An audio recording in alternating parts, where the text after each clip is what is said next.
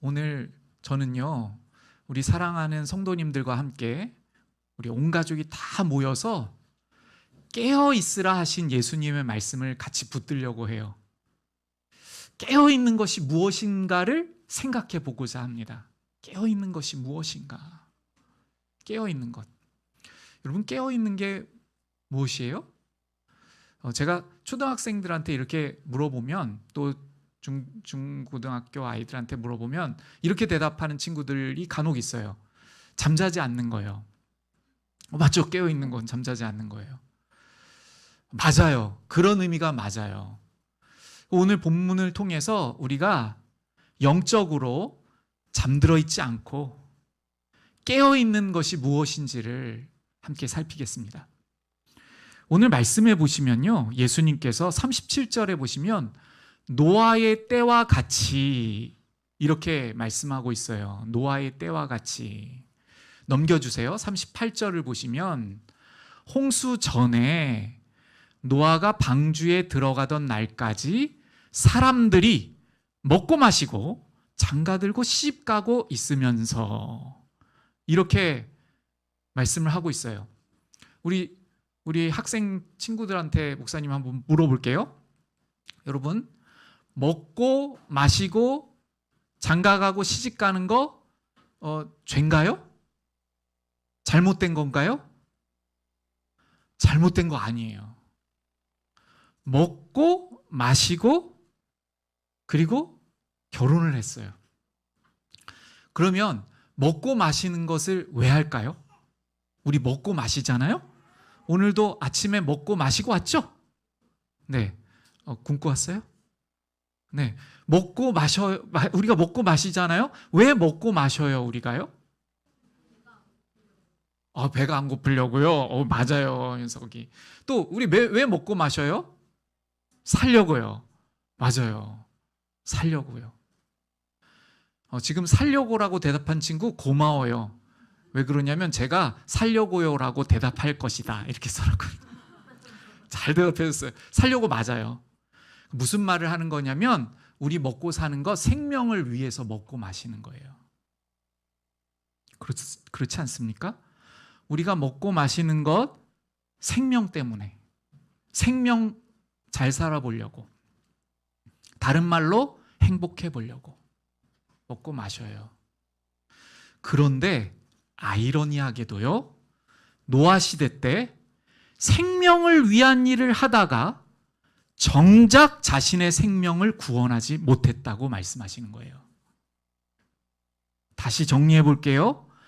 먹고 마시는 일은 생명 때문이잖아요. 그런데 홍수가 임하여서 다 심판을 당하고 죽게 됐어요. 생명을 위해서 산다고 생각했는데 정작 자기 생명 건지지 못했어요. 홍수가 나기까지, 심판이 오기까지 자기에게 하나님께서 주시기 원하시는 영원한 생명을 붙들지 못했어요. 한 번 더 반복해 볼게요. 이 노아 시대의 사람들이 먹고 마셨다고 했잖아요. 자기 스스로는요, 생명을 위한다고 생각했어요. 생명을 살리는 일을 한다고 생각했어요. 그런데 결국 그렇지 못했어요. 우리가 지금 잠깐 먹는 것에 대해서 한번 생각해 볼게요. 그럼 우리 먹고 있죠, 생명 때문에. 노아 시대 때 먹으면서 이 먹을 수 있는 것을 누가 주셨는가? 내가 먹는다는 것은 무엇을 의미하는가? 생각하고 진지하게 감사하는 사람들이 없었다는 거예요. 그냥 내가 배부르면 되고, 나의 가정이 그냥 오늘 아무 일 없으면 되고, 자기 중심적으로밖에 살지 못한 것을 먹고 마시고 시집가고 장가가고 라고 말씀하고 있는 거예요. 우리 먹는 문제 다시 한번 생각해 볼게요. 여러분, 우리가 어떻게 먹을 수 있습니까? 하나님께서 주셔서 먹을 수 있어요. 여러분, 우리 생명이 유지되기 위해서 우리가 다른 생명들을 취하고 있다는 것 우리 알아야 됩니다. 우리는 곡식을 먹고 열매도 먹어요. 그리고 고기도 먹죠. 그렇죠? 우리가 생명을 취하고 있어요. 우리가 좀 잘 와닿도록 제가 몇 가지 이 먹는 것, 생명을 우리가 유지하기 위해서 지금 하고 있는 것들을 잠깐 나누려고 해요. 우리가 먹을 때 생명 있는 것들을 취하죠. 우리 친구들 들어본 적 있는지 모르겠어요. 우리나라 우리 전 국민이 몇 명 된다고 들어봤어요? 5천만 명이래요. 5천만 명. 대략 5천만 명. 우리나라가 5천만 명이에요. 우리나라 국민들이 가장 먹는 고기가 무엇인지 아십니까? 돼지고기래요. 돼지고기. 닭고기나 소고기에 비해서 돼지고기를 2배 더 먹는데요. 우리나라 한 사람당 1년간 소비하는 돼지고기의 양이 한 사람의 30kg이래요. 그래서 1년에 도축당하는 돼지의 수가 1,900만 마리래요. 1,900만 마리. 돼지 사진 좀 보여주세요. 너무 이쁘죠? 너무 이뻐요. 너무 이뻐요. 그런데 우리가 돼지의 생명을 취하고 있어요. 근데 돼지의 생명을 우리가 취할 때 잘 취하면 좋은데 1,900만 마리를 도축하기 위해서 우리가 어떻게 하고 있는지를 사진을 잠깐 보여줄게요. 저렇게 우리가 키워요. 우리나라의 농가예요. 저는 어느 농가인지 모르고 그냥 검색으로 찾았습니다. 이렇게 키웁니다. 다음 사진 보여주시겠어요? 이렇게 키워요. 왜 이렇게 키우죠? 빨리 먹으려고. 빨리 살찌우려고. 잘 움직이지 못해요. 그냥 사료를 저렇게 먹고 있는 거예요.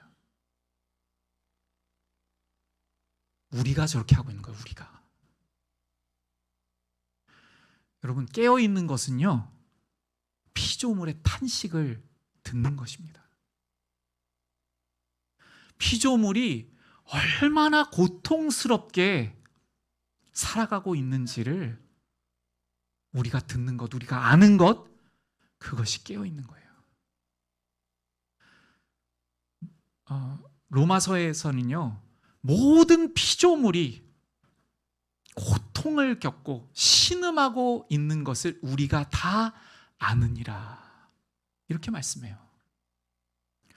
여러분, 저렇게 돼지를 키우잖아요. 이렇게 케이지 같은데 좁은 공간에 키우잖아요. 그러면 어떻게 되냐면 전염병이 쉽게 걸린대요. 돼지 열병 들어보셨어요? 돼지 열병. 돼지들이 겪는 병에 걸리면 우리가 치료해 주어야 되는데, 왜냐하면 하나님께서 모든 생명들을 우리에게 맡기셨잖아요. 그래서 우리가 다스리도록 하셨는데, 우리가 지금 어떻게 하고 있냐면 열병이 돌잖아요. 그러면 저렇게 죽여요. 저렇게 돼지들을 몰아놓고요, 죽여요. 저렇게 죽이는 것은 그나마 나아요. 저 돼지들 지금 산채로 구덩이에 들어가고 있는 거예요. 여러분, 이러한 일이 일어나고 있어요. 깨어있다는 것은요, 저러한 피조물들의 고통의 문제가 나 때문이라는 걸 아는 겁니다. 나 때문에. 저 돼지 키우는 어떤 사람들 어떻게 저렇게 좁은 데서 키워? 그렇게 하는 거 아니고요. 나 때문에. 여러분, 창세기에서는요, 이렇게 말씀하세요. 아담과 하와 곧 사람이 범죄하여서 땅이 저주를 받았대요. 하나님께서 말씀하시는 거예요. 우리가 하나님과의 우리 사이가 멀어져서 우리 뜻대로 사니까, 내 뜻대로 사니까, 내 마음대로 사니까 이러한 고통이 있는 겁니다. 여러분, 제가 지금 일부 보여드린 거예요. 피조물의 고통 중에 일부.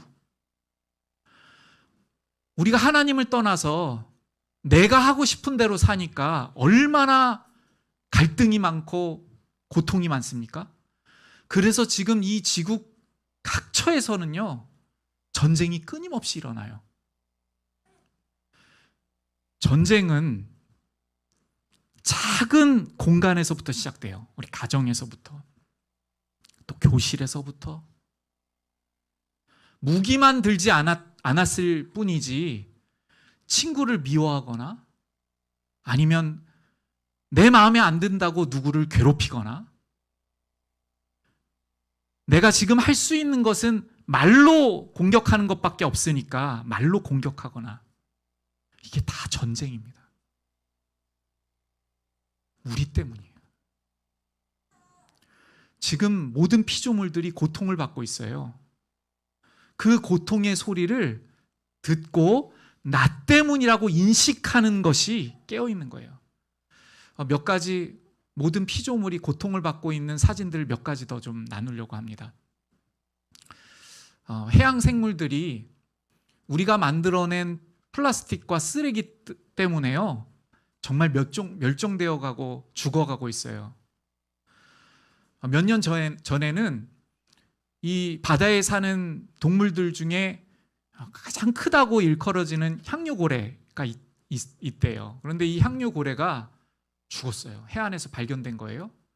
왜 죽었는지를 밝히려고 과학자들이, 수의사들이 모여서 그 위를 보니까 먹지 못할 비닐봉지, 쓰레기, 플라스틱, 온갖 우리들이 버린 폐기물들이 그 안에 가득한 거예요.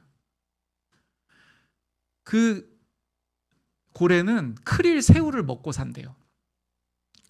그런데 크릴 새우를 아무리 먹어도 이미 배에 들어찬 이러한 많은 플라스틱과 쓰레기 때문에 소화가 안 되는 거예요.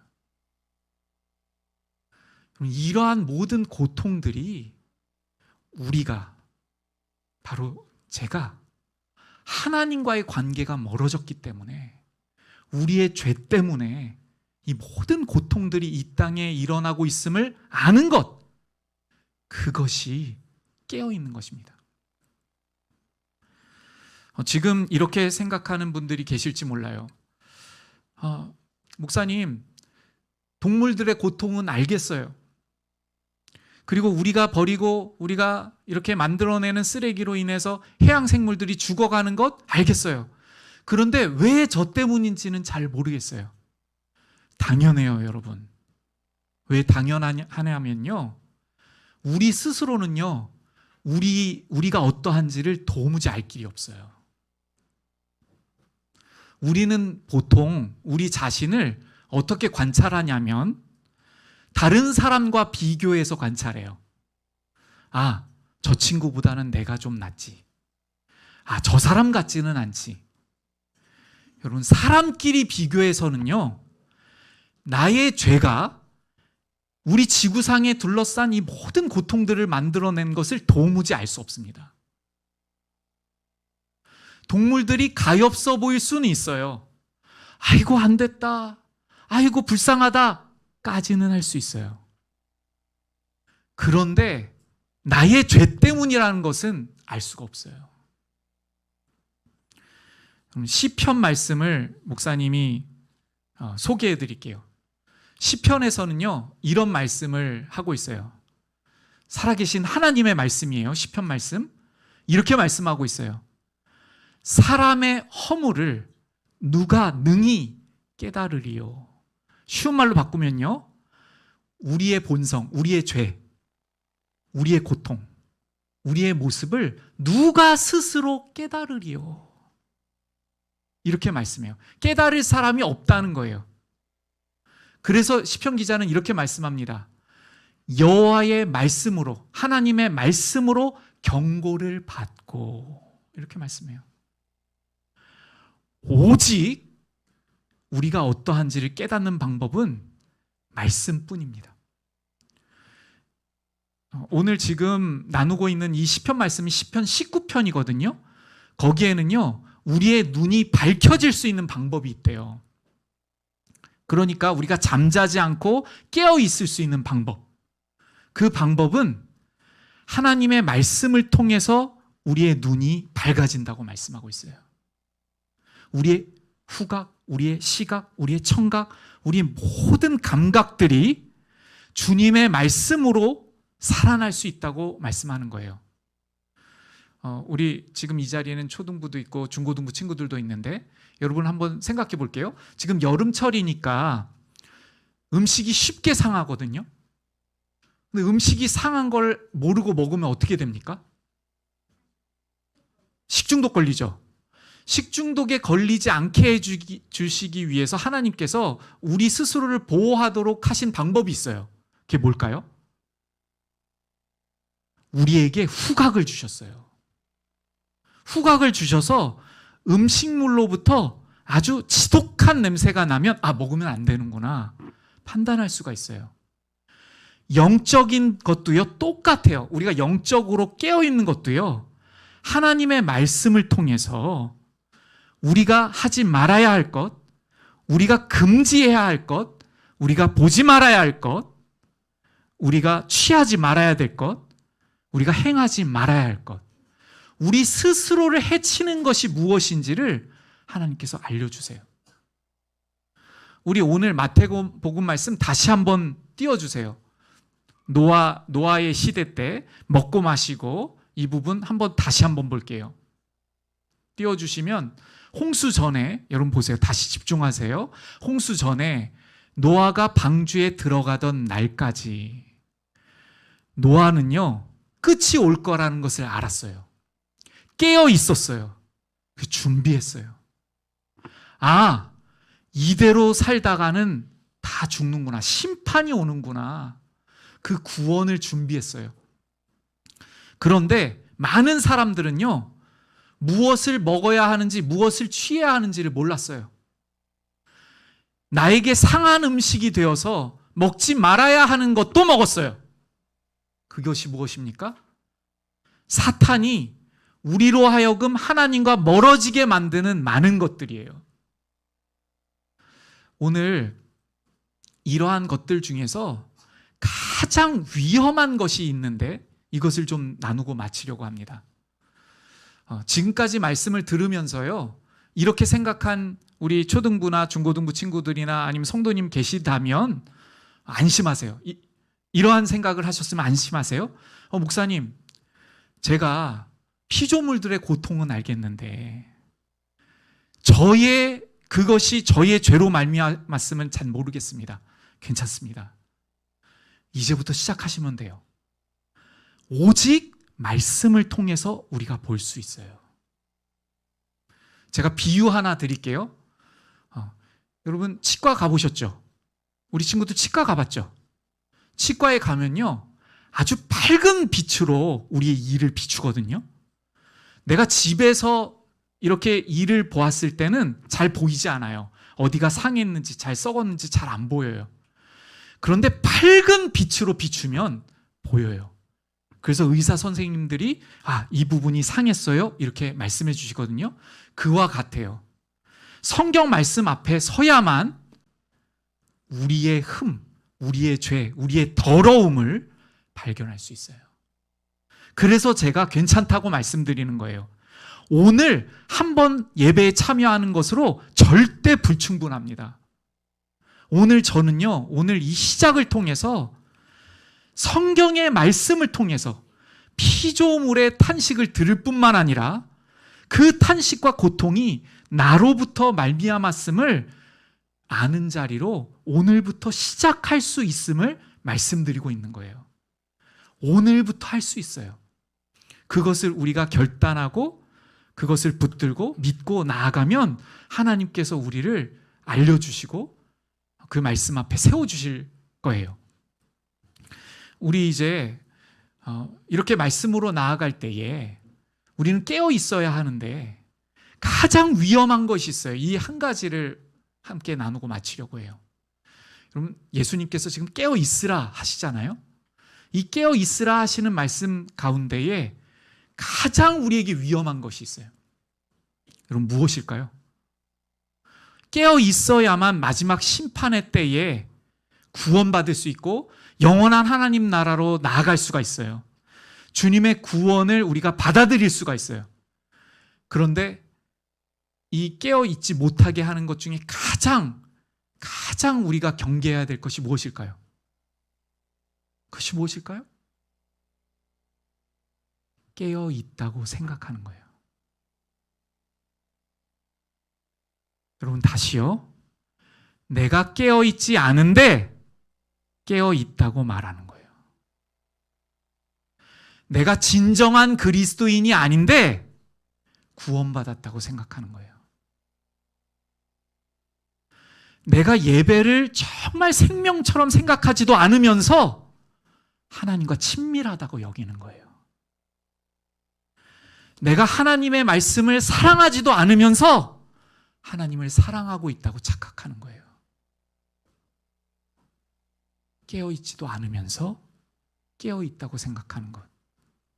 이것이 가장 심각한 것입니다. 이것만큼 심각한 게 없어요. 민수기를 통해서 우리가 그 장면을 좀 알아가려고 합니다. 여기는 우리 다 같이 찾을게요. 여러분, 민수기 22장을 펼쳐보세요. 민수기 22장.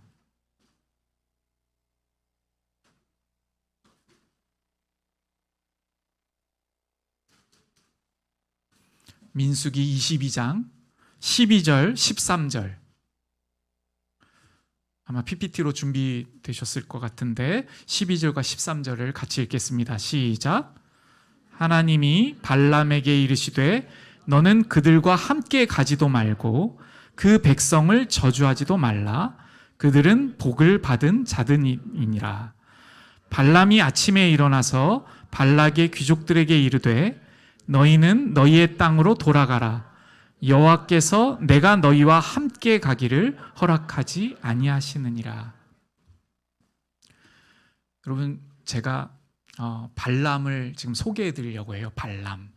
이 발람은요, 자기가 깨어 있는 줄 알았어요. 이 발람은요, 이 말 중에 어떤 말을 하냐면 나의 여호와 하나님이라고까지도 말을 해요. 그러니까 스스로가 자신을 생각하기에는 여호와 하나님을 안다고 생각했고, 심지어는 여호와 하나님께 제사도 드리고 예배를 드리는 자신으로 생각했던 인물이에요. 그런데 하나님의 말씀을 듣고 이 사람이 어떻게 행동하는지를 통해서 우리가 깨어있는가 깨어있지 못한가, 혹여나라도 나는 깨어있다고 생각했는데 깨어있는 것이 아닌지를 발견할 수가 있어요. 여기에서도요, 미리 제가 말씀드리지만 염려하고 걱정하지 마십시오. 내가 발람과 같네? 그것을 아는 것이 깨어있을 수 있는 첫 발걸음입니다. 하나님께서 사랑하시기 때문에 깨어있도록 하시려고 이 말씀을 주시는 거예요. 우리 한번 이 말씀을 다시 한번 볼게요. 12절에서는요, 하나님께서 이 발람에게 말씀하세요. 너는 그들과 함께 가지도 말고 그 백성을 저주하지도 말라. 그들은 복을 받은 자들이니라. 여기 이 말씀을 좀 펼쳐주세요. 제가 설명을 잠깐 드릴게요. 자, 지금 우리가 누구를 생각해 보고 있어요? 이름이 뭐예요? 발람. 발람은요, 성경에 여러 차례 등장해요. 민수기에만 나오는 게 아니고요, 느헤미야도 나오고요, 요한계시록에도 나와요. 예수님께서 이 발람의 거짓됨을 말씀하시면서 이러한 발람의 교훈을 따르지 말라, 이렇게 말씀하세요. 우리가 얼마나 주의해야 하는 그러한 말씀인지를 알 수 있죠. 하나님께서 발람에게 이렇게 말씀하셨어요. 너는 그들과 함께 가지도 말고. 여기서 그들은요, 하나님의 백성을 저주하려고 하는 사람들이에요.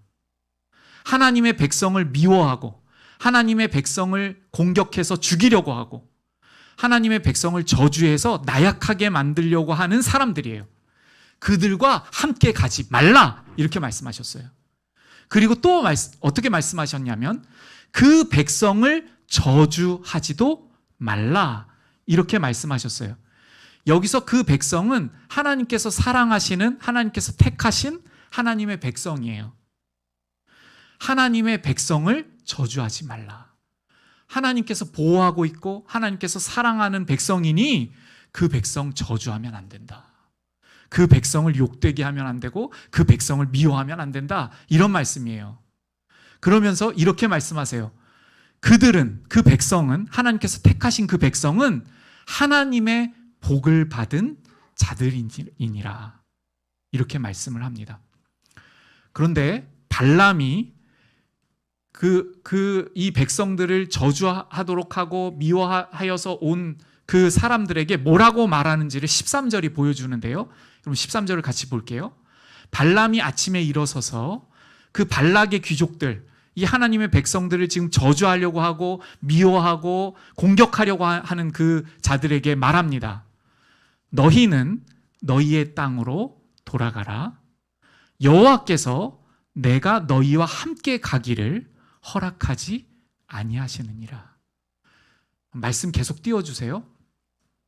여러분, 이 장면이요, 깨어있지 않은 모습이에요.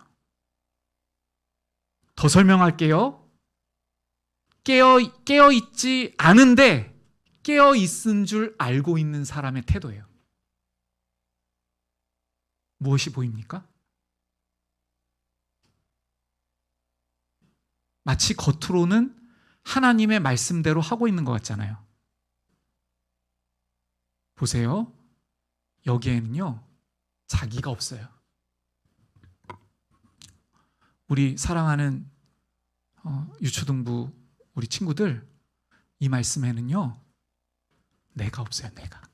나가 없어요.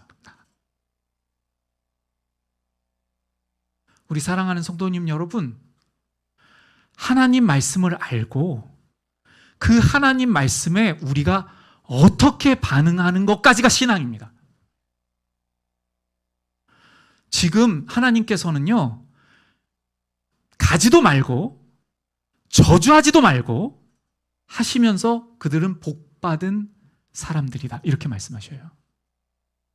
그러면 이 하나님의 말씀을 정말 생명의 말씀으로 우리가 생각하고 믿는다면, 만약 발람이 하나님의 말씀을 정말 생명의 말씀으로 존중하고 정말 하나님을 믿는 사람이었다면, 정말 깨어있는 사람이었다면, 많은 고통의 소리를 들으면서 하나님의 구원이 필요하다고 생각하는 사람이었다면 이렇게 말했어야 됩니다. 당신들이여 내 말을 들으소서. 하나님께서 그 민족을 복되게 하셨으므로 나는 절대로 저주할 수 없습니다. 꿈도 꾸지 마십시오.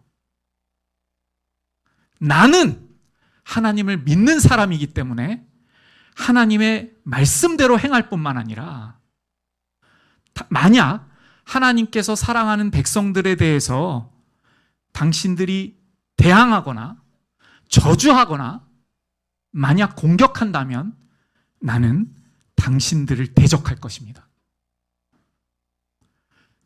내가 있어야 된다는 뜻이에요. 나의 고백이. 여러분, 하나님의 말씀이 이러한 말씀이지 라고 생각하고 깨어있다고 생각하는 것이 바로 이래요.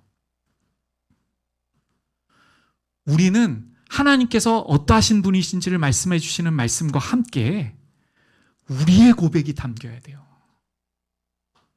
하나님께서 우리를 어떻게 사랑해 주셨는지를 하나님께서 말씀하여 주셨을 때 그 사랑에 대하여 저는 이렇게 반응하는 자입니다.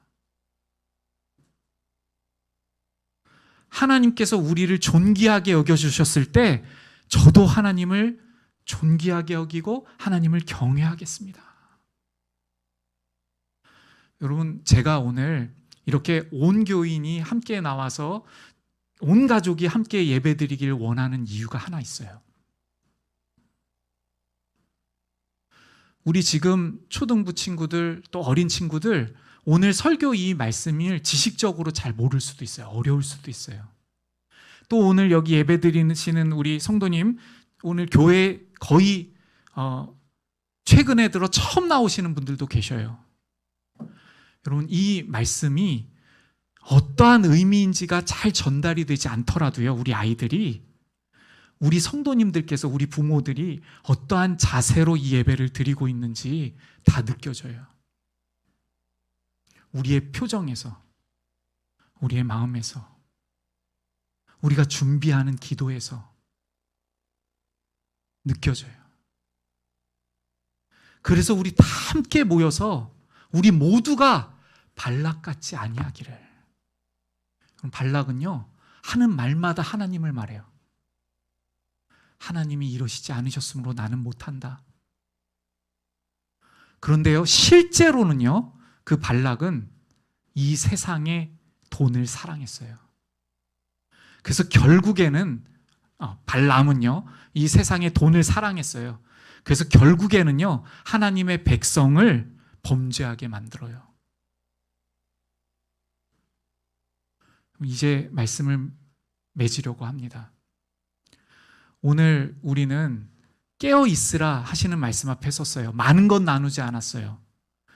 이 세상의 피조물들이 고통을 받고 탄식을 하고 있어요. 그런데 바로 그것이 우리의 죄성 때문이고 하나님과 멀어져서 살아가고 있는 우리들 때문임을 성경이 말씀하셔요. 오늘부터 이 진리를, 이 음성을 새롭게 듣기 원하는 마음으로 우리 말씀 앞으로 나아가기를 원합니다. 여러분, 아직 마음에 다가오지 않으셔도 괜찮아요. 오늘부터 시작하면 돼요. 하나님, 제가 어떠한지를 밝히 알게 하여 주시옵소서. 제가 느끼고 알고 보고 경험하기를 원합니다.